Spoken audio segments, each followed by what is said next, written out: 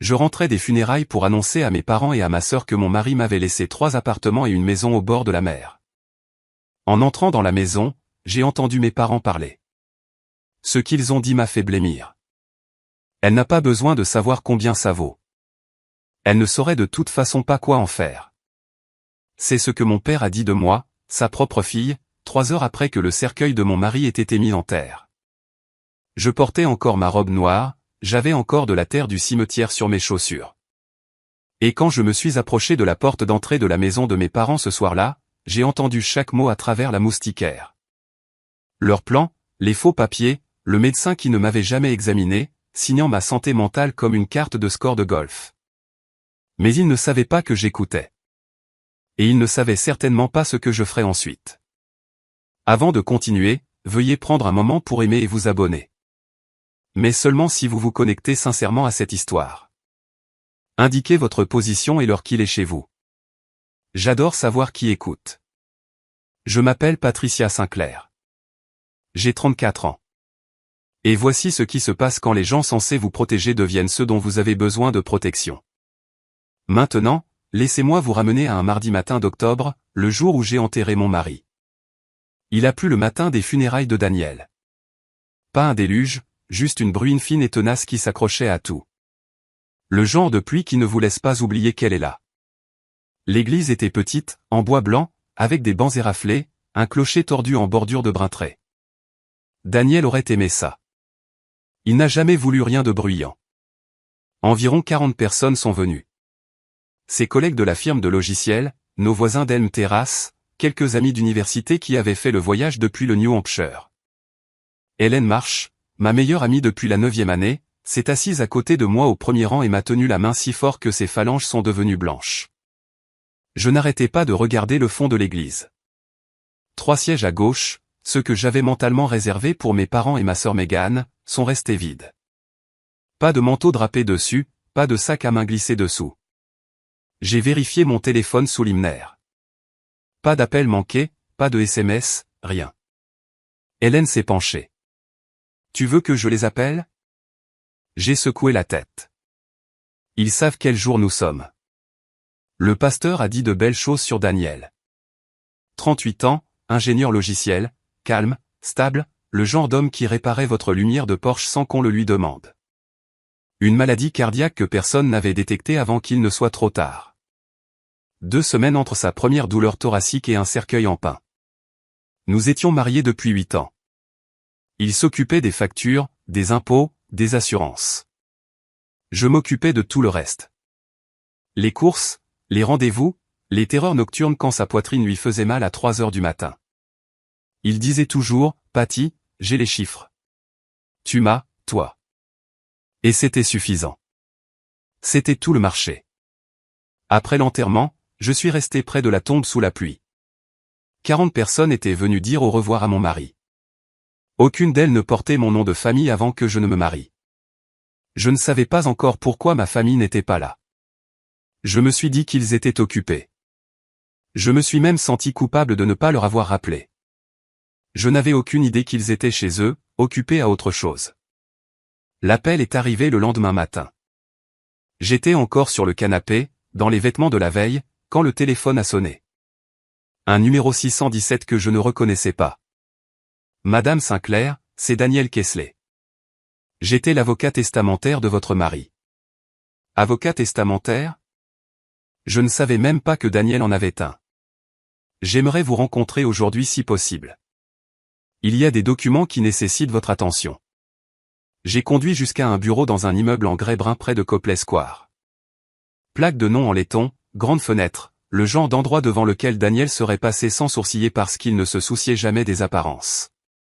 Kessler avait une 50aine d'années, les tempes grises, des lunettes de lecture attachées par une chaîne. Il m'a offert de l'eau et est allé droit au but. Votre mari a rédigé un testament il y a 18 mois. Il vous a nommé unique bénéficiaire. Il a ouvert un dossier et a glissé 3 résumés de propriété sur le bureau. 3 appartements locatifs dans la région du Grand Boston, Dorchester, Somerville, Cambridge. Valeur marchande combinée d'environ 2,4 millions de dollars, et une propriété résidentielle sur la côte de Cape Cod, évaluée à environ 1,5 million. J'ai lu les chiffres 2 fois, puis une troisième. Daniel possédait tout cela en pleine propriété, sans hypothèque. Les unités locatives génèrent des revenus stables. Tout vous est transféré. Je suis restée assise, bouche ouverte, essayant de concilier l'homme qui conduisait une Subaru de 10 ans avec l'homme qui possédait apparemment près de 4 millions de dollars en biens immobiliers. Kingsley m'a étudié un instant. Puis il a sorti une carte de visite de sa poche de poitrine et l'a placée sur le dossier. Madame Sinclair, votre mari s'est préparé très soigneusement. Il voulait que vous soyez en sécurité. Il a marqué une pause. Si quelqu'un, qui que ce soit, vous fait pression à propos de ses actifs, appelez-moi avant de signer quoi que ce soit. C'était étrange à dire. Je l'ai remercié et j'ai glissé la carte dans la poche de mon manteau. J'ai quitté ce bureau avec le sentiment que Daniel me protégeait toujours d'un endroit que je ne pouvais pas voir. Mais je ne comprenais pas encore pourquoi Kingsley avait été si prudent avec son avertissement. Je ne le comprendrais pas avant ce même soir. J'ai conduit jusqu'à la maison de mes parents à Quincy ce soir-là, toujours dans le même manteau noir, les yeux encore rouges. Je voulais leur parler du testament. Je voulais m'asseoir à la table de la cuisine où j'avais grandi et entendre ma mère dire quelque chose de doux, quelque chose comme « Tout va bien se passer, ma chérie ». La lumière du porche était allumée. Je me suis garé derrière le camion de mon père et j'ai monté les marches. La moustiquaire était verrouillée, mais la porte intérieure était entr'ouverte, comme ma mère la laissait toujours quand la maison devenait chaude à cause de la cuisine. J'ai tendu la main vers la poignée. Puis j'ai entendu mon nom. Patricia n'a pas besoin de connaître les détails pour l'instant. La voix de mon père, basse et ferme, comme il parle quand il dirige une conversation qu'il ne veut pas interrompre. Je me suis arrêté. Ma main a plané à 1 pouce de la moustiquaire. Kingsley m'a appelé cet après-midi. C'était mon père à nouveau. Le gendre lui a laissé des appartements, 3, et une maison sur le Cap. Silence. Puis la voix de Megan. Aiguë. Rapide. Combien? Près de 4 millions. Un silence plus long. J'entendais le tic-tac de l'horloge de la cheminée à travers la porte. Puis Megan. Elle ne peut pas garder cet argent. Elle ne sait même pas comment payer une facture d'électricité. Mon père a grogné. Le genre de grognement qui signifie un accord. Je suis resté là, sur le porche, une main toujours levée. La bruine avait cessé il y a des heures, mais je tremblais comme si ce n'était pas le cas. À l'intérieur de cette maison se trouvaient les 3 seules personnes restantes de ma famille, et elles étaient assises autour d'une table, discutant de ma vie comme si j'étais une ligne sur une feuille de calcul. Mais la phrase suivante, celle de ma mère, c'est celle qui a tout changé. La voix de ma mère a traversé la moustiquaire comme une lame enveloppée de soie. La mort de Daniel est la meilleure chose qui soit arrivée à cette famille. Maintenant, nous avons enfin une issue. Je veux que vous réfléchissiez à cette phrase comme j'ai dû le faire. Mon mari, l'homme qui apportait des fleurs à ma mère pour son anniversaire, qui réparait la gouttière de mon père chaque printemps sans qu'on le lui demande, était mort depuis 16 jours. Et ma mère a appelé ça la meilleure chose. Mes genoux ont failli fléchir, mais je suis restée debout. Je suis restée silencieuse. Mon père a repris là où elle s'était arrêtée. J'ai parlé à Feldman aujourd'hui. Il signera un certificat. Trouble de deuil, traumatisme psychologique, incapacité à gérer les décisions financières. Nous déposerons une demande de tutelle. Megan sera nommée tutrice. J'ai déjà appelé un agent immobilier à Barnstable pour la maison du Cap. C'était Megan. Avec désinvolture, comme si elle commandait à emporter. Ma mère à nouveau. Assurez-vous de cacher les papiers. Patricia envoie un seul et tout s'écroule. Je suis resté sur ce porche pendant 1 minute, peut-être 2. Mes oreilles bourdonnaient. Ma poitrine était comme si quelqu'un y avait versé du béton. Puis j'ai fait quelque chose que je n'avais pas prévu. J'ai sorti mon téléphone, ouvert l'enregistreur vocal et appuyé sur le bouton rouge. J'ai tenu le téléphone près de l'ouverture de la porte et je l'ai laissé écouter. Ils ont continué à parler. Des détails, des chronologies, qui appelait, comment me garder dans l'ignorance. Après 2 minutes, j'ai appuyé sur stop. Je me suis retourné, j'ai descendu les marches, je suis monté dans ma voiture et je suis parti. Je n'ai pas frappé. Je ne suis pas entré. Je n'ai pas pleuré. J'ai conduit 30 minutes en silence total. Pas de musique, pas de larmes, juste une question en boucle. Depuis combien de temps me regardait-il et voyait-il un portefeuille au lieu d'une personne? Je me suis assise à la table de la cuisine dans l'appartement que Daniel et moi avions partagé pendant 8 ans. Sa tasse de café était toujours sur l'égouttoir. La carte de visite de Kesley était devant moi, à côté de mon téléphone avec l'enregistrement. J'ai appelé Hélène à 23 heures. Elle a décroché à la deuxième sonnerie. Elle le fait toujours quand c'est moi. Patty, qu'est-ce qui s'est passé? Je lui ai tout raconté. Les sièges vides aux funérailles, le bureau de Kesley, le Porsche, chaque phrase que j'avais entendue à travers la moustiquaire. Hélène n'a pas interrompu. Elle n'a pas halté ni juré. Elle a juste écouté. C'est ce qui rend Hélène dangereuse. Elle écoute comme le font les avocats, captant chaque détail. Quand j'ai eu fini, sa voix était d'acier. Patty, écoute-moi. N'appelle pas tes parents. N'appelle pas Megan. Demain matin, première chose, appelle Kesley, puis appelle-moi. Je sais quoi faire. Hélène est parajuriste dans un cabinet d'avocats spécialisé dans l'immobilier et les successions à Boston. Elle a passé 11 ans autour des affaires de succession, des demandes de tutelle, des litiges immobiliers. Elle a reconnu ce que ma famille faisait avant même que j'aie le vocabulaire pour cela. Ce qu'ils décrivent, utiliser un médecin pour vous certifier incapable sans vous examiner, puis déposer une demande de tutelle pour contrôler vos biens. Ce n'est pas un désaccord familial, Patty.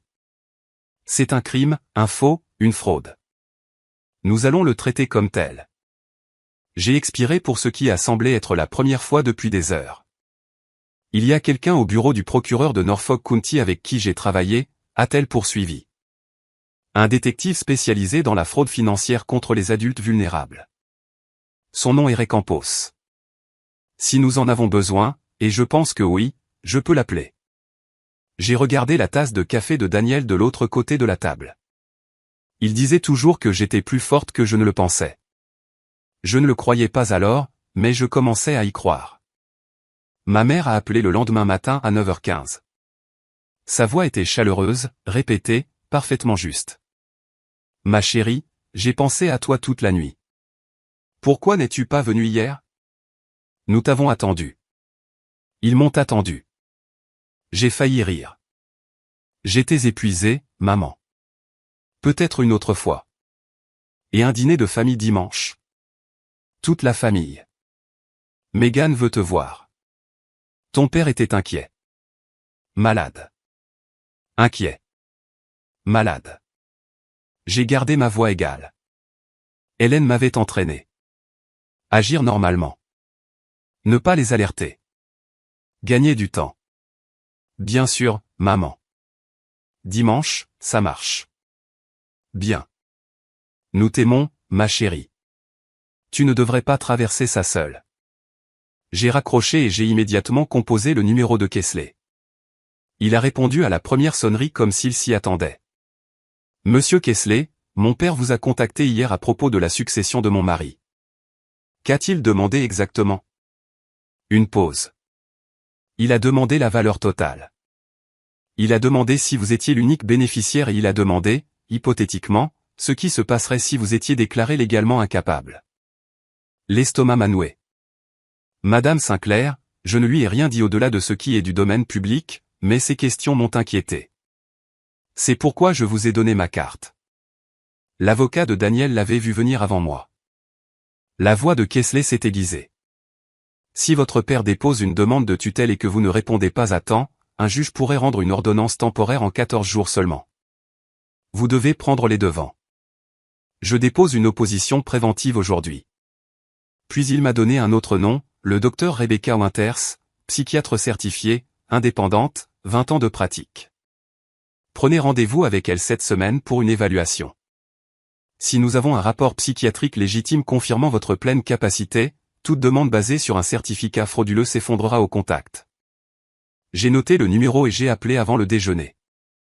Le premier rendez-vous était fixé pour jeudi, mais je ne savais pas encore que Megan avait déjà passé ses propres appels, et elle n'attendait pas non plus le tribunal.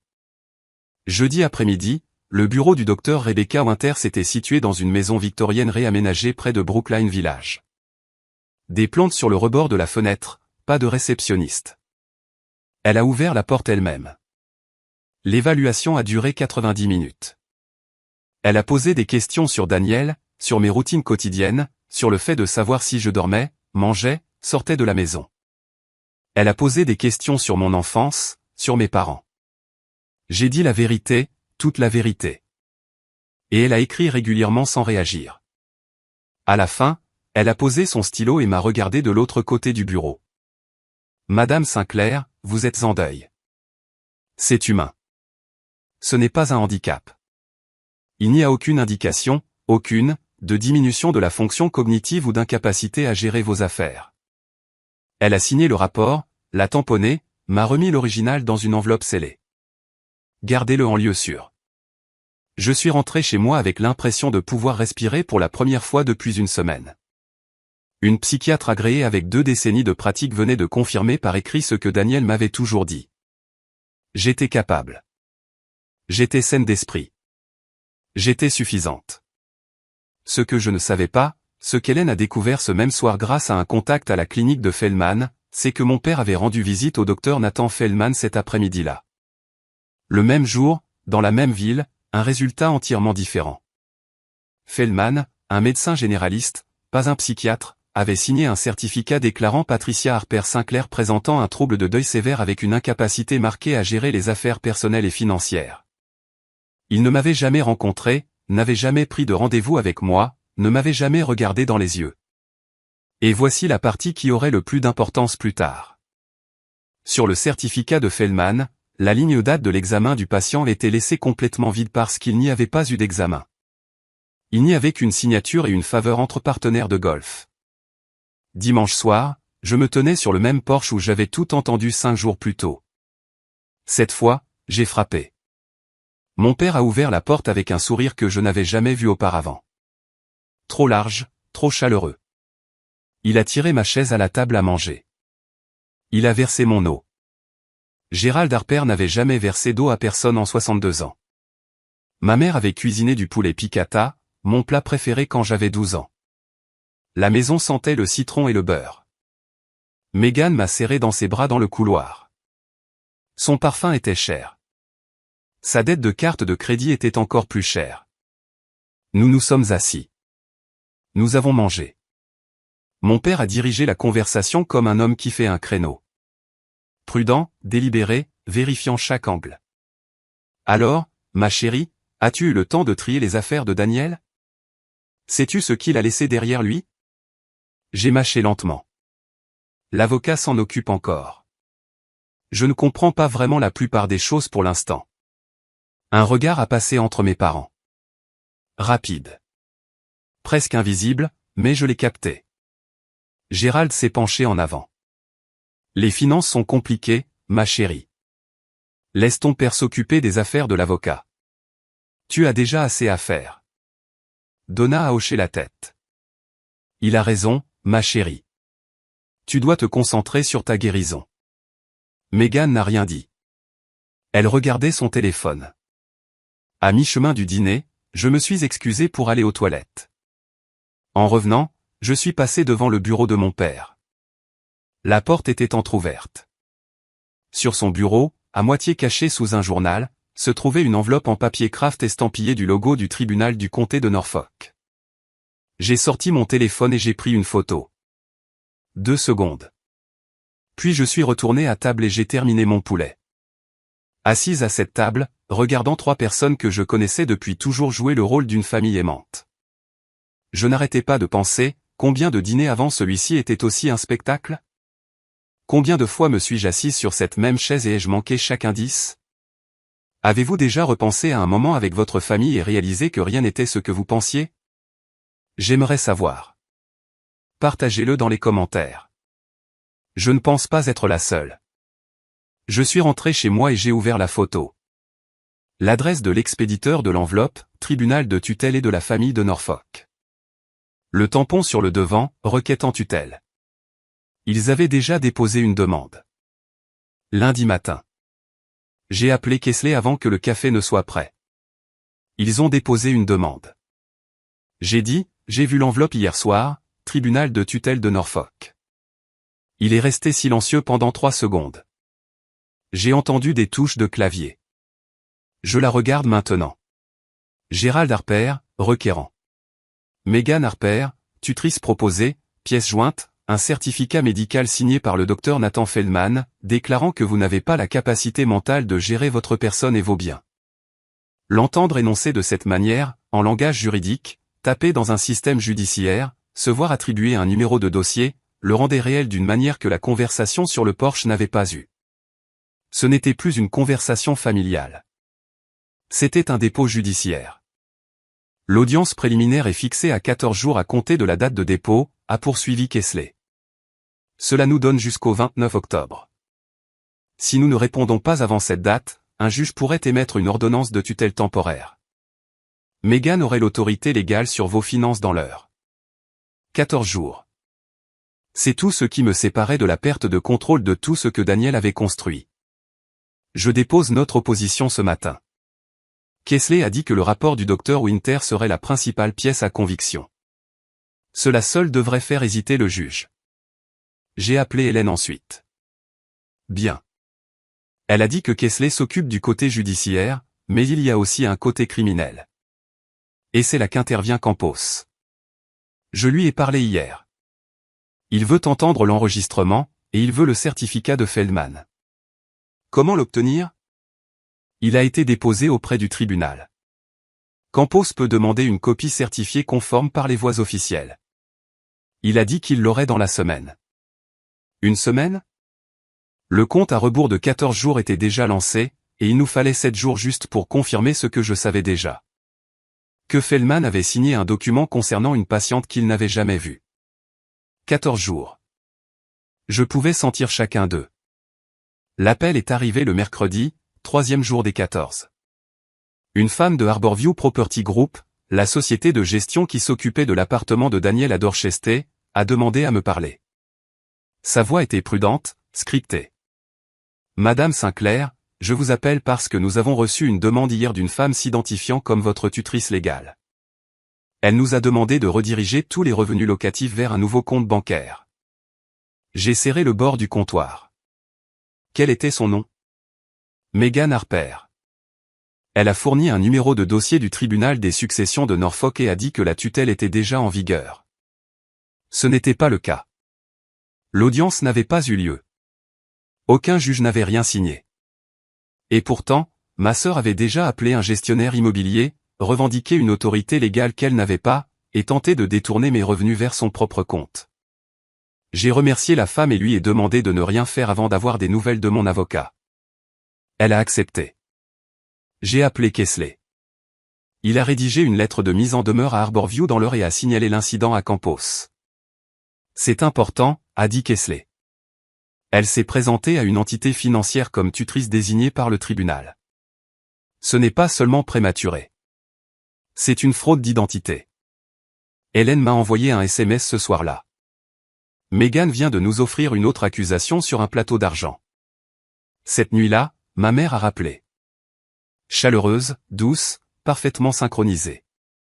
Chérie, j'ai entendu dire que tu avais été difficile à propos de la situation de l'appartement. Pourquoi rends-tu les choses si difficiles? Nous essayons de t'aider.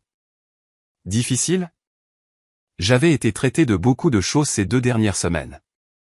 Incapable. Instable. Maintenant difficile. J'ai gardé ma voix neutre. Hélène m'avait coaché. Je ne suis pas difficile, maman. Je veux juste comprendre les choses avant de prendre des décisions. Eh bien, a-t-elle dit, et j'ai pu entendre le masque glisser juste un peu. Ne prends pas trop de temps. Elle a raccroché en premier. Gérald est arrivé à mon appartement l'après-midi suivant. Sans prévenir. Juste un coup à la porte et il était là, tenant 2 cafés et un sac en papier de la boulangerie de Hancock Street. Je voulais prendre des nouvelles de ma fille, a-t-il dit, entrant avant que je ne puisse décider si je devais le laisser faire. Il s'est assis à la table de la cuisine, la table de Daniel, et a fait la conversation pendant exactement 10 minutes. La météo, le chien des voisins, un échange des Red Sox qui ne l'intéressait pas vraiment. Puis il a sorti de sa veste une mince pile de papier. Écoute, ma chérie, j'ai demandé à un avocat de rédiger ces documents. C'est juste une procuration temporaire. Ça me permet de gérer les papiers immobiliers pour toi. Les impôts fonciers arrivent, les renouvellements d'assurance, des choses dont tu ne devrais pas avoir à te soucier pour l'instant. Il a glissé les papiers sur la table, un stylo bleu posé dessus. J'ai regardé le document. L'entête indiquait « Procuration générale durable ». Non limité, non temporaire. Générale, elle donnerait à Gérald une autorité complète sur toutes les décisions financières de ma vie. Papa, j'ai besoin de lire ça d'abord. Donne-moi quelques jours. Sa mâchoire s'est serrée. Patty, le temps est important ici. Il y a des factures, des délais. Daniel m'a toujours dit de lire avant de signer. Je pense que je devrais honorer ça. Il ne pouvait pas contredire le conseil d'un homme mort. Pas à voix haute, du moins. Il a laissé les papiers sur la table et est parti sans finir son café. J'ai photographié chaque page et je les ai envoyées à Kesley. Sa réponse est arrivée dans l'heure. Ne signez pas. C'est une procuration générale sans restriction. Si vous l'exécutez, votre père peut vendre toutes les propriétés dès demain matin. De plus, l'avocat qui a rédigé cela, Robert Voss, est un ancien partenaire commercial de votre père. Cela a été coordonné. Le stylo était toujours posé sur les papiers, encre bleue, sans capuchon, prêt pour que je fasse la plus grande erreur de ma vie. Je l'ai coiffé et je l'ai mis dans un tiroir. Hélène est venue vendredi soir avec son ordinateur portable et un bloc-notes jaune couvert de notes. « Assieds-toi », a-t-elle dit. J'ai récupéré tout ce que j'ai pu des registres publics, et c'est pire que ce que nous pensions. Elle a tourné l'écran vers moi. Gérald Harper, deuxième hypothèque sur la maison de Quincy, solde impayé, 320 000 $, privilège fiscal fédéral déposé il y a 8 mois, 95 000 $. 2 lignes de crédit délinquantes. Un avis de recouvrement en attente d'un entrepreneur qui l'avait arnaqué pour la réparation d'un toit. Ton père a 5 mois de retard sur l'hypothèque. Hélène a dit que la banque avait envoyé un avis de défaut en août. Elle a tourné la page. Meghan Harper, 4 cartes de crédit, 3 gelées, 1 en recouvrement. Dette revolving totale, 180 000 $. 2 procès civils de créanciers au cours des 3 dernières années. Une procédure d'expulsion d'un propriétaire à Weymouth qui a été réglée à l'amiable. Ta sœur dépense de l'argent qu'elle n'a pas depuis des années, a dit Hélène. Et ta mère est co-signataire de la maison de Quincy. Si Gérald la perd, Donna est aussi à la rue. J'ai regardé les chiffres. Près de 600 000 $ de dettes combinées. Ma famille se noyait, et la succession de Daniel valait presque 4 millions. Les calculs n'étaient pas compliqués. J'étais leur bouée de sauvetage. Hélène a fermé l'ordinateur portable et m'a regardé. Patty, ils ne font pas ça parce qu'ils pensent que tu ne peux pas gérer l'argent. Ils font ça parce qu'ils sont désespérés. Tu es leur seule issue.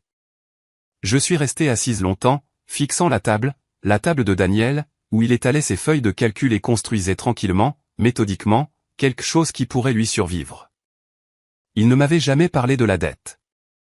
Il ne m'avait jamais parlé de beaucoup de choses, mais il s'était assuré que tous les biens étaient à mon nom, seulement au mien. Maintenant, je comprenais pourquoi.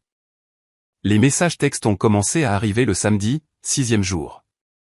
D'abord, d'une amie d'université nommée Angela. Salut Patty, Meghan m'a appelé hier. Elle dit que tu n'as pas mangé. Tu ne sors pas de la maison. Tu refuses l'aide de tout le monde. Elle avait l'air vraiment inquiète. Ça va? Puis de ma tante Carole. Ma chérie, ta mère me dit que tu as vraiment du mal. Je veux venir te voir. S'il te plaît, laisse-nous t'aider. Puis d'une femme que je connaissais à peine, une cousine au second degré dans le Connecticut. Je prie pour toi, Patricia. Ta famille t'aime tellement. Un par un, Meghan construisait une histoire. Pas à moi, autour de moi. Un récit soigneusement diffusé à travers tous les contacts qu'elle pouvait atteindre. Patricia s'effondre. Patricia ne peut pas fonctionner. Patricia a besoin de quelqu'un pour intervenir. Et quand la date du procès arriverait, toutes ces personnes se souviendraient qu'on leur avait dit la même chose. Je voulais les appeler tous. Je voulais crier, je vais bien. Je suis dans ma cuisine à faire des pâtes. J'ai fait un footing ce matin. Hélène m'a arrêté. Si tu commences à appeler tout le monde pour te défendre, ça ressemble exactement à ce que Meghan a décrit. Quelqu'un de frénétique et hors de contrôle. Laisse tes actions parler, pas ta panique. J'ai posé le téléphone. C'était la chose la plus difficile que j'ai faite de toute la semaine.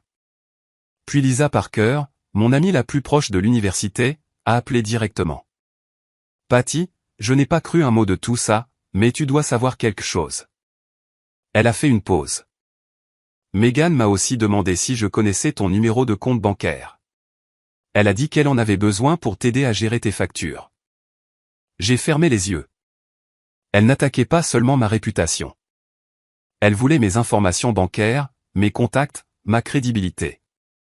Meghan essayait de démanteler chaque partie de ma vie que je contrôlais afin que, lorsque le juge me regarderait, il ne verrait qu'une femme à qui il ne restait plus rien. Mais Lisa ne lui a rien donné, et cela comptait plus que Meghan ne le saurait jamais. Le 8e jour, Hélène m'a conduite au bureau annexe du procureur du comté de Norfolk à Canton. Le détective Ray Campos nous a rencontrés dans une petite salle de conférence avec une table en métal et sans décoration murale. Il avait peut-être 45 ans. Des épaules larges, un visage calme, le genre d'homme qui pose des questions comme un chirurgien fait des incisions, précis et sans hâte. Madame Sinclair, racontez-moi tout depuis le début. Je lui ai tout raconté.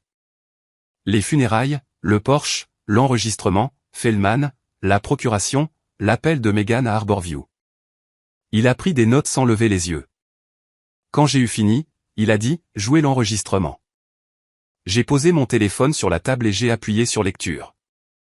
La voix de mon père a rempli la pièce, puis celle de ma mère, puis celle de Meghan. Campos a écouté tout l'enregistrement sans bouger.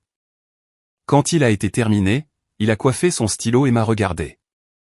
L'enregistrement nous donne une base raisonnable pour ouvrir une enquête, mais la clé est le certificat de Feldman. Si je peux prouver qu'il l'a signé sans vous examiner, c'est un faux, et le soumettre au tribunal en fait une fraude envers la Cour. Comment l'obtenons-nous ? J'ai demandé. Il a été déposé comme pièce à conviction avec la requête en tutelle. J'ai déjà demandé une copie certifiée conforme par l'intermédiaire du greffier du tribunal. Je devrais l'avoir dans 5 à 7 jours. Hélène s'est penchée en avant. Et Meghan se faisant passer pour une tutrice pour rediriger les revenus locatifs. Fraude d'identité, a dit Campos. Accusation distincte. Nous la documentons. Il m'a regardé directement.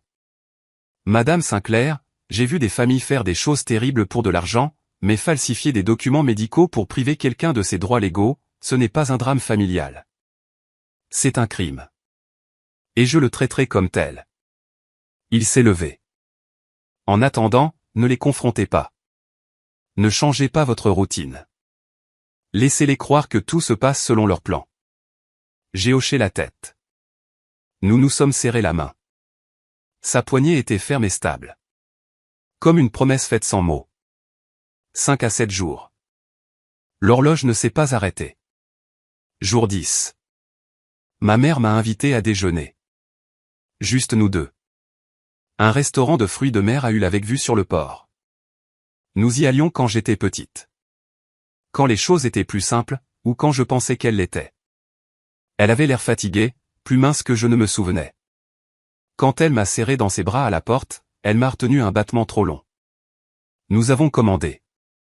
Elle a parlé de la météo, des nouveaux voisins, d'une recette qu'elle avait découpée dans un magazine.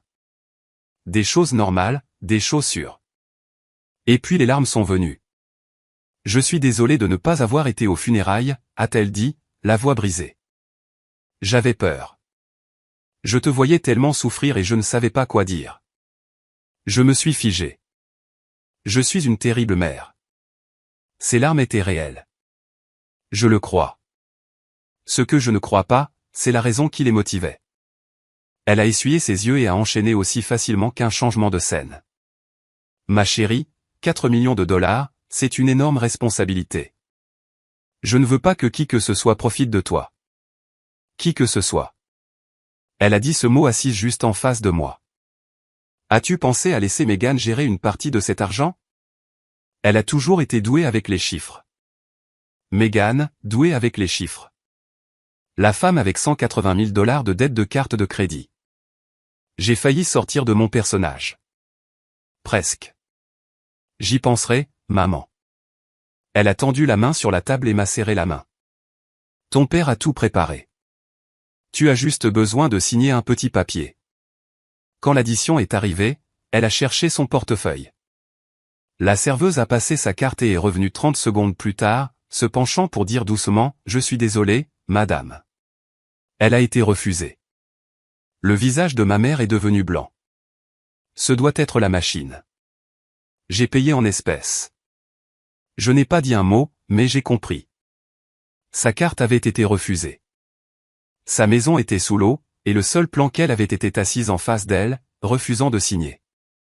Ses larmes étaient réelles, mais l'amour derrière elles avait un prix. Jour 12. Campos a appelé à 7 heures du matin. J'ai le certificat de Feldman, a-t-il dit. Et c'est exactement ce que nous attendions. Je me suis assise sur le bord du lit et j'ai écouté. La ligne de signature est remplie. Nathan Feldman, MD. La ligne de diagnostic indique « Trouble de deuil sévère avec altération marquée de la prise de décision financière et personnelle ».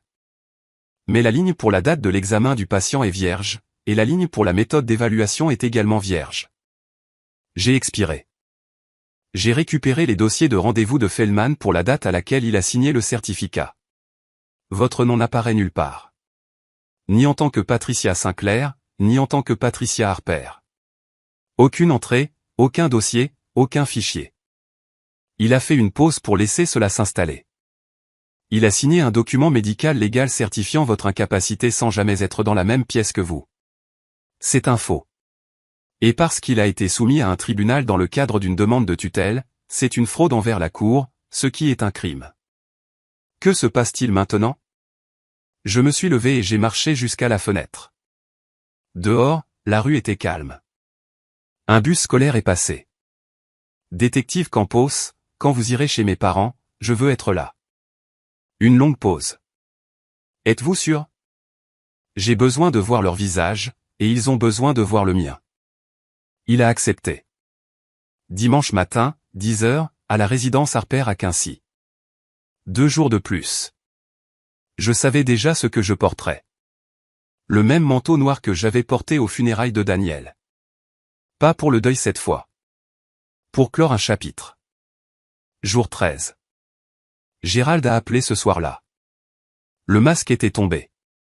Patricia, pas, ma chérie, pas, chérie. Patricia, je ne sais pas qui t'a rempli la tête, mais cette petite rébellion doit cesser. Tu dois signer la procuration. Non.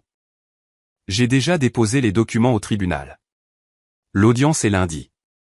Tu vas couvrir cette famille de honte devant un juge. Je sais que tu as déposé, papa.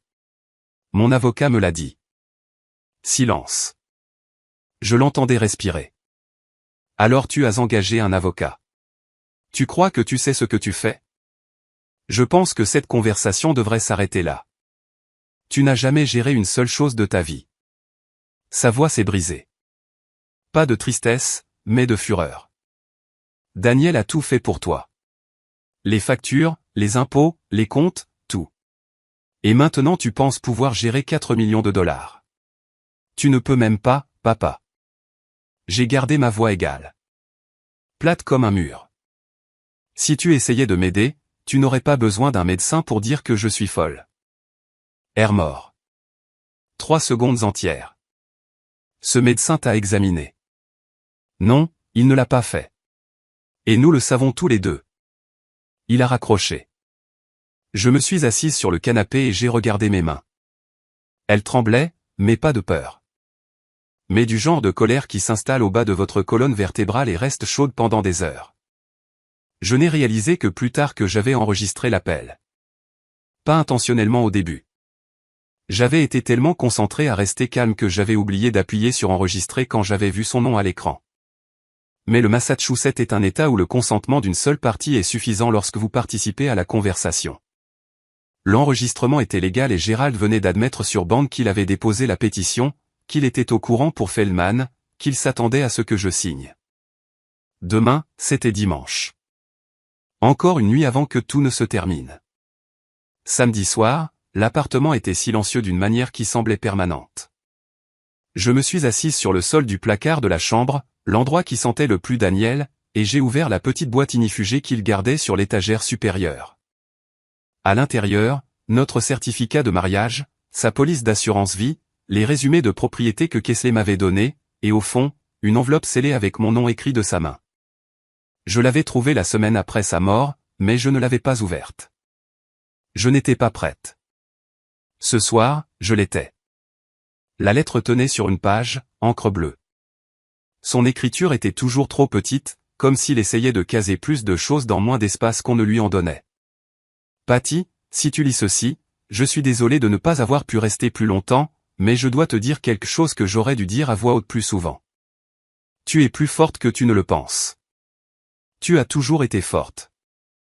Tu n'as juste jamais eu la permission de le croire. Ni de tes parents. Ni de personne. Alors, le voici par écrit. Je crois en toi. Je l'ai toujours fait, Daniel. J'ai plié la lettre et l'ai pressée contre ma poitrine. Et puis j'ai pleuré. Pas le genre poli. Pas le genre que l'on fait aux funérailles. Le genre moche, sanglotant, qui vient d'un endroit si profond que vous ne saviez pas qu'il existait. Daniel a écrit cette lettre sachant que son cœur défaillait. Sachant que j'en aurais besoin, sachant exactement qui pourrait venir me chercher quand il serait parti. J'ai pleuré pendant 20 minutes. Puis je me suis lavé le visage. J'ai mis la lettre dans la poche de mon manteau. J'ai appelé Hélène. Demain, je suis prête. Campos sera là à 10h. Kingsley sera là à 10h. Je serai là à 9h30. Hélène. Oui. Merci de m'avoir cru quand personne d'autre ne l'a fait. Elle est restée silencieuse un instant. C'est ce que font les bons, Patty. Nous nous montrons. J'ai réglé mon réveil pour 6h. Je serai chez mes parents avant eux parce que je voulais être celle qui frapperait. Dimanche matin, 28 octobre. Ciel dégagé, pas de pluie. Pas cette fois. Je me suis garé dans l'allée de mes parents à 8h du matin. Même asphalte fissuré, même panier de basket de 1996 rouillé sur le rebord. Je suis resté dans la voiture pendant 2 minutes entières, les deux mains sur le volant, respirant. Puis je suis sorti. Manteau noir, cheveux tirés en arrière, pas de maquillage. La lettre de Daniel dans ma poche gauche, mon téléphone dans ma droite. J'ai frappé. Mon père a ouvert la porte en chemise de flanelle et pantoufles. Ses sourcils se sont levés. Patricia, il est 8h du matin. Qu'est-ce que j'ai besoin de parler à tout le monde, à vous trois. Avant que les choses n'aillent plus loin. Il a étudié mon visage. Quoi qu'il ait vu là, il s'est écarté. La maison sentait le vieux café et le pain grillé rassis. Ma mère était au comptoir de la cuisine en robe de chambre, versant de la crème dans une tasse. Megan était recroquevillée sur le canapé avec une couverture, faisant défiler son téléphone. Elles ont toutes les deux levé les yeux quand je suis entré. Donna a souri. Automatique, mécanique. Ma chérie, quelle surprise. Megan n'a pas souri. Elle m'a regardé comme un chat regarde une porte. Je me suis assise dans le fauteuil en face du canapé, le même fauteuil où je m'étais assise enfant, regardant les dessins animés du samedi. Maintenant, je regardais 3 personnes qui avaient conspiré pour effacer mon existence légale. Je veux l'entendre de votre bouche, ai-je dit. Tout. Quel est le plan? Ce que vous pensez être le mieux pour moi. Gérald s'est assis en face de moi, a redressé ses épaules. C'était son territoire. Bien, a-t-il dit. Nous avons essayé de te le dire. Il s'agit de protéger ton avenir, la succession, les propriétés. Ta mère et moi ne voulons que ton bien. Donna a hoché la tête. Megan n'a rien dit. Je l'ai laissé parler de responsabilité, de famille, de la façon dont les décisions financières étaient trop lourdes pour quelqu'un dans votre état. Quand il a eu fini, j'ai posé une question. Quand avez-vous vu le docteur Feldman pour la dernière fois, papa? Son visage s'est figé en plein souffle, en pleine phrase, en plein mensonge. Et c'est là que la sonnette a retenti. Gérald m'a regardé. Je n'ai pas détourné le regard. La sonnette a retenti à nouveau. Il a marché jusqu'à la porte et l'a ouverte. Le détective Ray Campos se tenait sur le porche dans un blazer foncé, son insigne visible sur sa ceinture. Derrière lui, Daniel Kessler dans un costume anthracite et Hélène Marche avec un dossier Kraft sous le bras. « Monsieur Gérald Harper », a dit Campos. « Je suis le détective Ray Campos, police du comté de Norfolk. Puis-je entrer ?» La bouche de Gérald s'est ouverte. Rien n'en est sorti. Il a reculé. Ils sont entrés dans le salon. Donna s'est levée de son tabouret si vite qu'elle a fait tomber sa tasse de café du comptoir. Elle s'est brisée sur le carrelage et personne ne l'a ramassée. Megan a retiré la couverture de ses genoux et s'est redressée. Son téléphone est tombé entre les coussins. Campos a pris le centre de la pièce comme un homme prend une scène. « Je suis ici concernant une demande de tutelle déposée auprès du tribunal des successions de Norfolk par vous, Monsieur Harper, au nom de votre fille, Patricia Sinclair. C'est une affaire familiale privée, quand le certificat médical joint à cette demande est frauduleux, Monsieur Harper, cela devient une affaire criminelle. » La pièce est devenue silencieuse, pas calme. Silencieuse, le genre de silence qui a du poids. Campos a sorti une pochette transparente de sa veste. À l'intérieur, une photocopie du certificat de Feldman. Ce certificat signé par le docteur Nathan Feldman déclare votre fille mentalement incapable. Mais le docteur Feldman n'a jamais examiné votre fille. Le champ date de l'examen du patient est vide. Son journal de rendez-vous ne contient aucune trace d'elle. Il n'a pas de dossier, pas de fichier, pas de notes. Donna s'est effondrée sur le tabouret. La mâchoire de Megan est tombée. Le docteur Feldman a été placé en garde à vue à 7 heures ce matin. Campos a dit qu'il avait été coopératif. Il a laissé le mot « coopératif » planer dans l'air. Le visage de Gérald s'est vidé de ses couleurs. Pas lentement. Tout d'un coup. Comme si quelqu'un avait débranché une prise. Il savait ce que signifiait « coopératif ». Cela signifiait que Feldman avait parlé. Gérald a essayé. Je lui accorderai ça. Feldman, quoi qu'il vous ait dit, il a mal compris. Je lui ai demandé une évaluation générale. Je ne lui ai jamais dit de « Monsieur Harper ». Campos n'a pas élevé la voix. Il n'en avait pas besoin. Le docteur Feldman déclare que vous lui avez personnellement demandé de signer un certificat d'incapacité pour votre fille sans effectuer d'examen. Il déclare que votre épouse, Donna Harper, a fourni le langage diagnostique spécifique, et il déclare que votre fille, Megan Harper, était au courant du plan et y a participé. Donna a laissé échapper un son, à moitié sanglot, à moitié halètement. Elle a pressé ses deux mains sur sa bouche.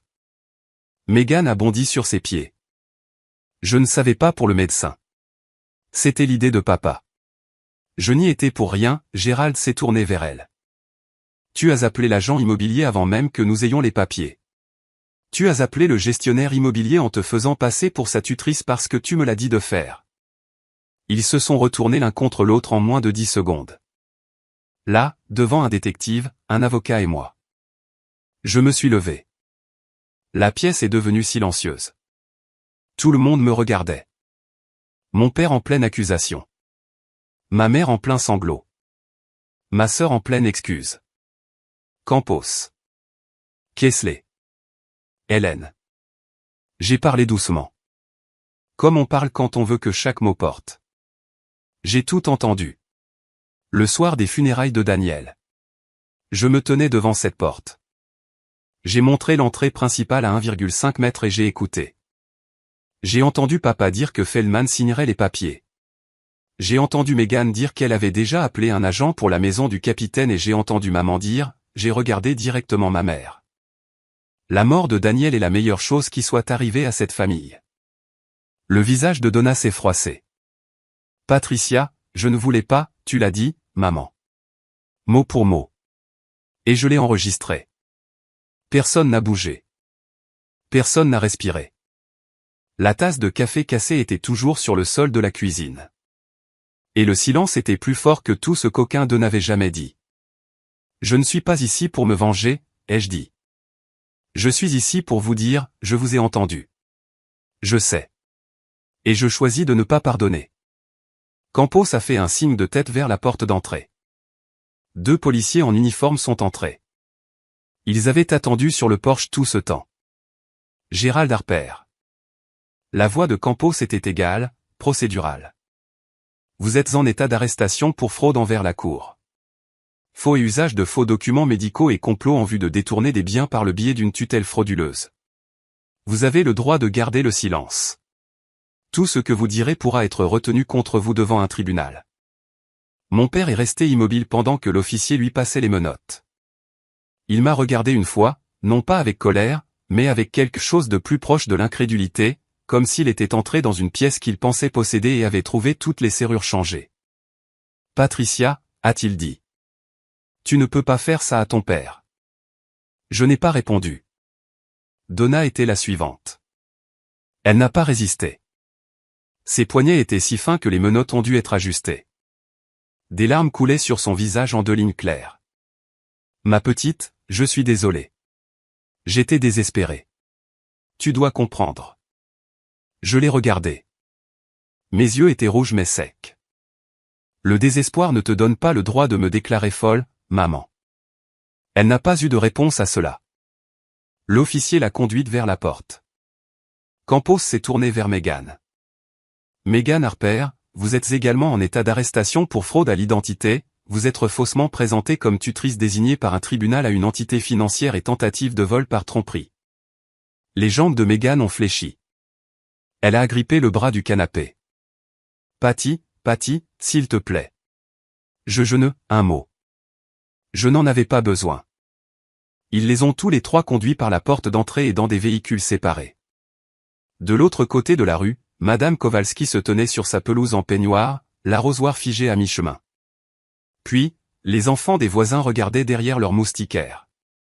Un facteur a ralenti son camion, a regardé et a continué sa route. Le salon était vide maintenant, juste moi, Hélène, Kesley, et l'odeur du café froid et de la porcelaine brisée. Hélène a posé sa main sur mon épaule. Elle n'a rien dit. Elle n'en avait pas besoin. Hélène a conduit. Je me suis assise sur le siège passager, les mains sur mes genoux, regardant la route.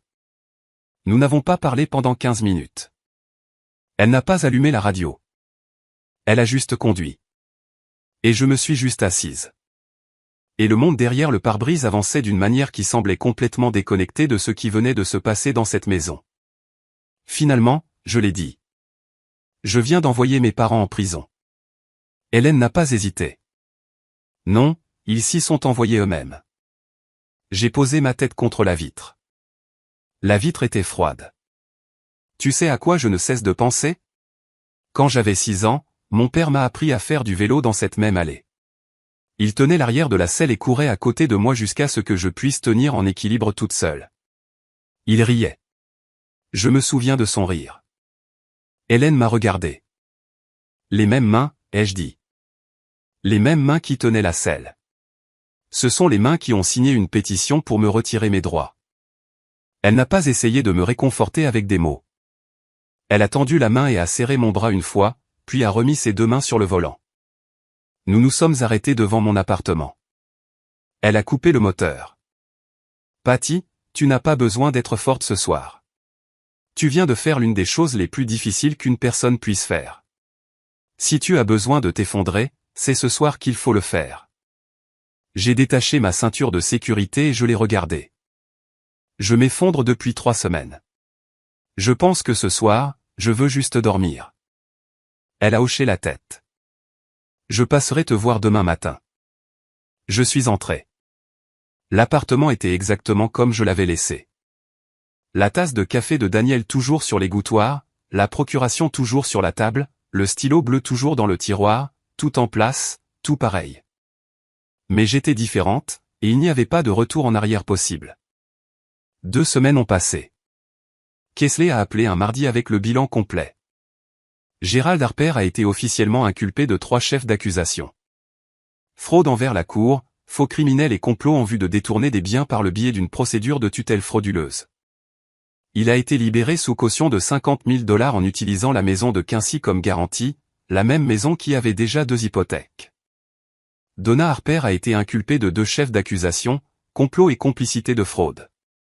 Elle a été libérée sous sa propre caution, mais interdite de me contacter par ordonnance du tribunal. pas d'appel, pas de SMS, pas de message de tiers. Meghan Harper a été inculpée de fraude à l'identité et tentative de vol par tromperie. Son passeport a été confisqué. Elle a été interdite de quitter l'État du Massachusetts en attendant son procès. Après, le docteur Nathan Feldman a vu sa licence médicale suspendue en attendant un examen complet par le Conseil d'enregistrement en médecine du Massachusetts. Il a été inculpé de faux criminel. Il coopérait avec le procureur en échange d'une éventuelle réduction de peine. La demande de tutelle a été rejetée avec préjudice, de façon permanente. Pas de nouvelle demande. L'ordonnance écrite du juge a noté des preuves claires et irréfutables de certification médicale frauduleuse et a qualifié le dépôt d'abus du processus de tutelle. J'ai été confirmé comme l'unique propriétaire légal des 4 propriétés. Aucune condition, aucune supervision, aucun tuteur, juste moi. Kessler a également mentionné une autre chose.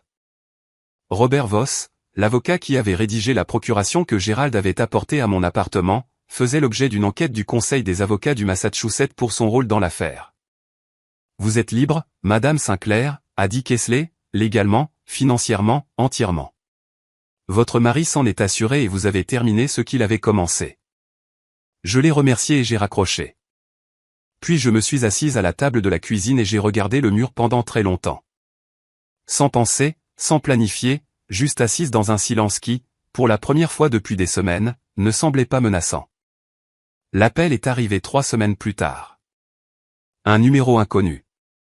J'ai failli laisser le répondeur prendre le message. J'aurais dû. Patricia, la voix de ma mère, petite et fêlée, comme une tasse qui a été recollée trop de fois. Je sais que je ne suis pas censé appeler. Je sais, mais s'il te plaît, juste 30 secondes. J'aurais dû raccrocher. Je ne l'ai pas fait. Ton père va perdre la maison. La banque ne prolongera pas le prêt. Je ne sais pas où je vais vivre, Patricia. Je ne sais pas ce qu'il va m'arriver. Je me suis tenu à la fenêtre de la cuisine, regardant les branches du chêne se balancer contre un ciel gris. Maman, tu m'as appelé d'un numéro masqué. Tu es en train de violer une ordonnance du tribunal. Je sais. Je suis désolé. Je suis désolé pour tout ça. J'avais tort. Ton père avait tort. Nous étions désespérés. Vous étiez désespéré, ai-je dit. Alors, vous avez décidé de me faire déclarer mentalement inapte. Vous vouliez qu'un médecin écrive un bout de papier disant que je ne pouvais pas penser par moi-même. Et puis Meghan. Meghan aurait vendu tout ce que Daniel m'avait laissé. Les appartements, la maison du Cap, tout ce qu'il avait construit, et je serais enfermé sous tutelle, incapable de prendre une seule décision concernant ma propre vie. J'ai fait une pause. Avez-vous pensé à ce qui me serait arrivé? Rien. Juste le son de sa respiration. Je ne te déteste pas, maman, mais je ne peux pas te faire confiance. Et je ne te laisserai pas assez proche pour que tu me fasses douter de mon propre esprit à nouveau. Je l'ai entendu pleurer, doucement, mesurément, le genre de pleurs qui sait qu'il a perdu. N'appelle plus. J'ai raccroché. Puis j'ai appelé Kessler pour signaler la violation de contact. Je n'ai pas aimé ça. Je ne me suis pas senti forte. Je me suis senti comme quelqu'un qui avait amputé quelque chose de nécessaire et qui apprenait à marcher sans elle. Mais je marchais. C'était ça l'important. J'ai passé les jours suivants à défaire ce que Meghan avait construit. De courts emails, un langage simple, pas de drame. Salut Angela. Je voulais te dire que je vais bien. J'ai un avocat qui gère mes affaires et la situation que Meghan t'a décrite n'était pas exacte. J'apprécie ton inquiétude. Patty. Tante Carole, merci de prendre des nouvelles. Je vais bien. Les choses ont été difficiles, mais j'obtiens l'aide dont j'ai besoin. Le bon genre. Je t'embrasse. J'ai envoyé 7 de ces emails. Je n'ai pas expliqué les arrestations. Je n'ai pas mentionné l'affaire judiciaire. Je ne me suis pas défendu point par point contre le récit de Meghan. Je me suis juste présentée, présente, cohérente, entière, et j'ai laissé cela être la réponse. Lisa a appelé le même après-midi. Patty, j'ai su dès que Meghan a ouvert la bouche que c'était n'importe quoi. Je suis contente que tu ailles bien. Tante Carole a appelé le lendemain matin. Ma chérie, je n'ai jamais cru cette fille. Elle ment depuis qu'elle a 12 ans. Tu le sais. Nous le savons tous. Tout le monde n'avait pas été dupé. Certaines personnes avaient vu clair depuis le début.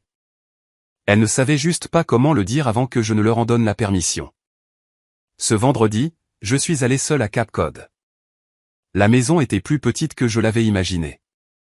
Des bardeaux bleu pâle, des garnitures blanches, un porche enveloppant qui faisait face à l'Atlantique. Le gérant de la propriété avait laissé le chauffage. Les sols étaient propres. L'océan faisait ce qu'il fait toujours, roulant, se retirant, indifférent à tout. Je me suis tenu sur le porche, la lettre de Daniel à la main. Le vent pressait mon manteau contre mes côtes. J'ai relu ces mots. Tu es plus forte que tu ne le penses. Tu as toujours été forte. Tu n'as juste jamais eu la permission de le croire. Cette fois, quand j'ai plié la lettre, quelque chose était différent. Cette fois, je l'ai cru. 6 mois plus tard, je vivais à plein temps dans la maison de Cape Cod. Le déménagement n'a pas été dramatique. J'ai fait mes cartons dans l'appartement de Boston en 2 week-ends, j'ai engagé une petite entreprise de déménagement et j'ai fermé la porte d'Elm Terrace sans me retourner.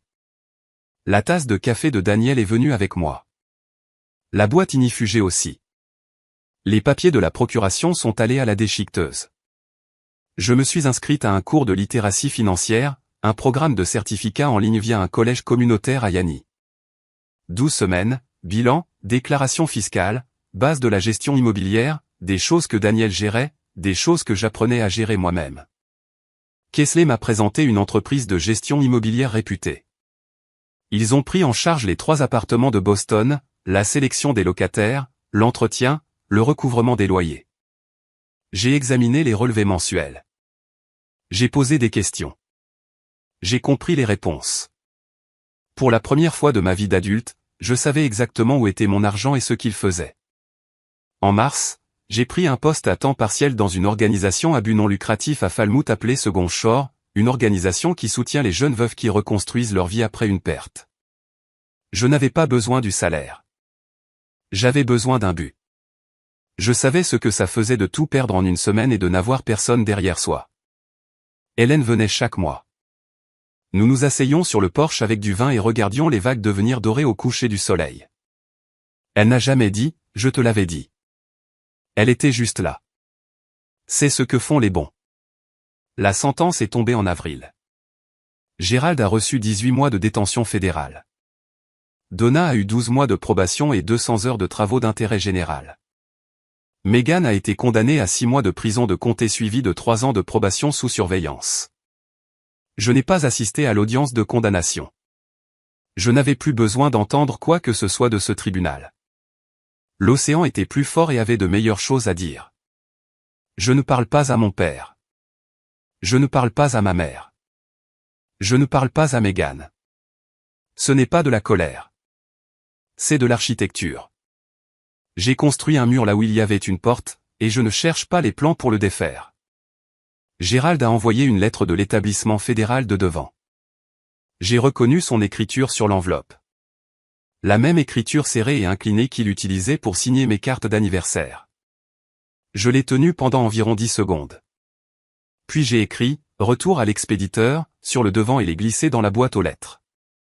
Megan a essayé de passer par Lisa un message vocal. Dis à Patty que je suis désolé. Dis-lui que je ferai n'importe quoi. Lisa l'a transféré. Je l'ai écouté une fois puis je l'ai supprimé. Je ne le supprime pas par cruauté. Je le supprime parce que le garder signifierait laisser un fil et les fils sont tirés. Les gens me demandent si je leur ai pardonné. Des amis, des collègues de Second Shore, même ma thérapeute, doucement lors de notre 3e séance. Voici ce que j'ai appris. Le pardon, c'est poser le poids. C'est choisir de ne pas porter leur choix sur son dos chaque matin. Je travaille sur cette partie. Certains jours sont plus faciles que d'autres, mais les limites sont différentes. Les limites ne concernent pas les sentiments. Elles concernent la sécurité. Le pardon est interne. C'est entre moi et le poids. Les limites sont externes. Elles sont entre moi et les gens qui ont mis le poids là. Je ne déverrouillerai pas la porte. Ni pour les excuses, ni pour les larmes, ni pour le sang. Daniel a écrit quelque chose dans cette lettre à quoi je reviens les jours difficiles. Tu as toujours été forte. Tu n'as juste jamais eu la permission de le croire. Il avait raison. Mais j'ajouterai une chose. Je n'ai plus besoin de permission. Ni de lui, ni de personne. Ce matin, je me suis réveillé à 6 heures, j'ai fait du café, je suis sorti sur le porche. L'océan faisait son œuvre. La même chose qu'hier et avant-hier il y a 100 ans. Roulant, se retirant, ne demandant la permission à personne. Il n'y a personne à ma porte qui me demande de signer quoi que ce soit. Personne au téléphone qui me dit que je ne suis pas capable. Personne dans la pièce d'à côté qui chuchote comment prendre ce qui est à moi pendant que je suis encore au cimetière. Daniel m'a laissé 4 murs et un toit, 3 appartements et une maison au bord de la mer. Mais ce qu'il m'a réellement laissé, ce que nul certificat falsifié ou pétition frauduleuse ne pourrait jamais toucher, c'est la conviction que je mérite d'être en sécurité, que je suis suffisante, que la petite voix dans ma tête qui dit « Tu peux le faire » ne ment pas. Si vous écoutez ceci et que vous êtes dans une situation comme la mienne, si quelqu'un dans votre vie vous dit que vous n'êtes pas assez intelligent, pas assez fort, pas assez stable pour prendre vos propres décisions, j'ai besoin que vous m'entendiez. C'est le langage de quelqu'un qui veut vous contrôler. Ce n'est pas la vérité. La plus forte des vengeances n'est pas d'envoyer quelqu'un en prison. C'est de construire une vie où les gens qui ont essayé de vous détruire n'ont plus aucun pouvoir. Ni sur votre argent, ni sur votre esprit, ni sur votre café du matin sur un Porsche qui vous appartient et à personne d'autre. Je ne raconte pas cette histoire pour donner une leçon. Je la raconte parce que quand j'étais debout sur ce Porsche à Quincy, écoutant ma famille planifier ma destruction, j'aurais aimé que quelqu'un me raconte une histoire comme celle-ci d'abord. Pour que je sache que je n'étais pas folle et que j'avais le droit de me défendre.